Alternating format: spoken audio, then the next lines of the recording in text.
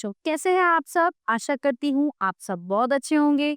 तो स्वागत है आपका इस कक्षा में। आइए आज हम पढ़ते हैं हिंदी व्याकरण का पाठ 5 सर्वनाम।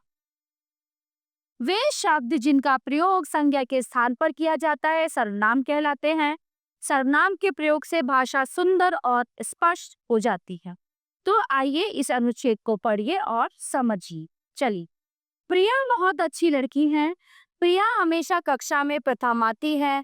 प्रिया प्रिया की बहन के साथ स्कूल जाती है। सभी अध्यापिकाएं प्रिया की सहायता करती हैं। सभी लोग प्रिया से प्रेम करते हैं।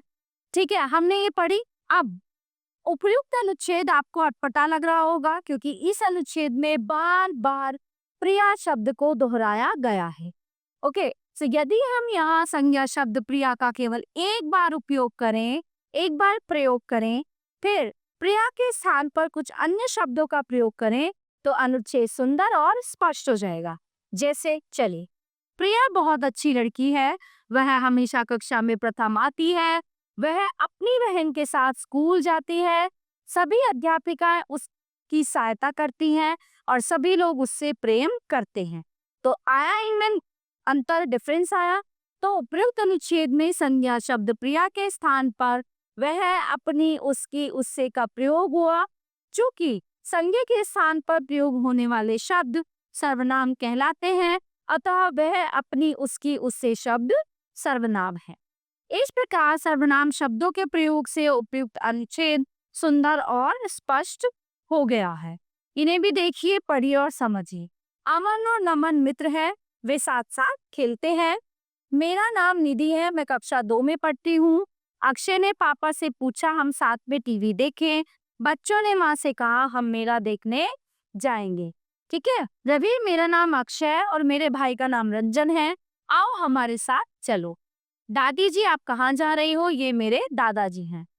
इन वाक्यों में अमन और नमन के स्थान पर वे, निधि के स्थान पर मैं, ठीक है, अक्षय के स्थान पर तू और तुम, बच्चों के स्थान पर हम, अक्षय और रंजन के स्थान पर हमारे, दादी जी के स्थान पर आप तथा दादा के स्थान पर ये शब्दों का प्रयोग हुआ है। तो अतः वे, मैं, तू, तुम, हम, हमारे, आप, ये इत्यादि शब्द क्या है? सर्वनाम है। ठीक है, सर्वनाम के 6 भेद होते हैं। आइए पढ़ते हैं। पहला है पुरुषवाचक सर्वनाम। जो सर्वनाम शब्द बोलने वाले, सुनने वाले या अन्य किसी व्यक्ति के लिए प्रयोग होते हैं पुरुषवाचक सर्वनाम कहलाते हैं। जैसे मैं, हम, तुम, वह, वे आदि। पुरुषवाचक सर्वनाम के 3 भेद होते हैं: उत्तम पुरुष, मध्यम पुरुष, अन्य पुरुष। उत्तम पुरुष बोलने वाला अपने लिए जिन सर्वनामों का प्रयोग करता है वे सर्वनाम उत्तम पुरुष सर्वनाम कहलाते हैं। जैसे मैं, हम, मुझे, हमें, मेरा, हमारा आदि। जैसे मैं बाजार नहीं जाऊंगा, मुझे सेब खाना पसंद है। ठीक है। मध्यम पुरुष बोलने वाला सुनने वाले के लिए जिन सर्वनाम शब्दों का प्रयोग करता है वे मध्यम पुरुष सर्वनाम कहलाते हैं। जैसे तू, तुम, आप, तेरा, तुम्हें, तुम्हारा, आपका आदि। उदाहरण, तुम्हें बड़ों का आदर करना चाहिए और तुम्हारा घर कहाँ पे है। आप बात करते हैं अन्य पुरुष की। बोलने वाला तथा सुनने वाला किसी अन्य व्यक्ति के लिए, थर्ड पर्सन के लिए जिन सर्वनाम शब्दों का प्रयोग करते हैं वे अन्य पुरुष सर्वनाम कहलाते हैं। जैसे वह, वे, उसका, उनका, उन्हें आदि। वह कभी झूठ नहीं बोलता, उनका बेटा होशियार है। ये आ गया उदाहरण। दूसरा है निश्चयवाचक सर्वनाम। जिन सर्वनामों से किसी निश्चित वस्तु का पता चलता है वे निश्चयवाचक सर्वनाम कहलाते हैं। जैसे यह, वह, ये, वे आदि। उदाहरण, मुझे ये चाहिए, ये बहुत महंगे हैं। तीसरा है अनिश्चयवाचक सर्वनाम। जिन सर्वनाम शब्दों से किसी निश्चित वस्तु अथवा व्यक्ति के बारे में पता नहीं चलता वे अनिश्चयवाचक सर्वनाम कहलाते हैं। जैसे कोई, कुछ आदि। उदाहरण, कोई शोर मचा रहा है, मुझे कुछ रुपए दो। प्रश्नवाचक सर्वनाम वे प्रश्नवाचक शब्द जो किसी संज्ञा के स्थान पर प्रयुक्त होते हैं प्रश्नवाचक सर्वनाम कहलाते हैं।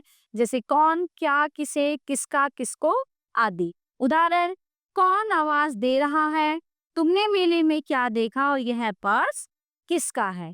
नंबर 5 पे आता है संबंधवाचक सर्वनाम। वह सर्वनाम शब्द जो वाक्य में प्रयुक्त अन्य सर्वनाम से संबंधित होता है उसे संबंधवाचक सर्वनाम कहते हैं, जैसे जो, वही, जैसा, वैसा, जिसे, उसे आदि।